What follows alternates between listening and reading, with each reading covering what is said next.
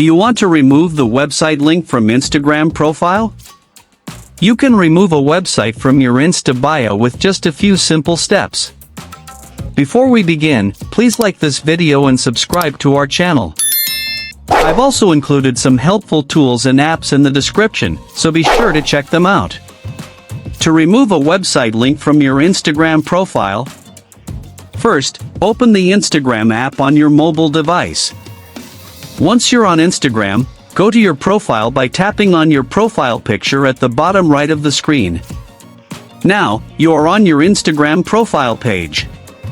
Tap on the Edit Profile button below your bio section. A new screen will appear with different options. On the Edit Profile screen, scroll down and tap on the links.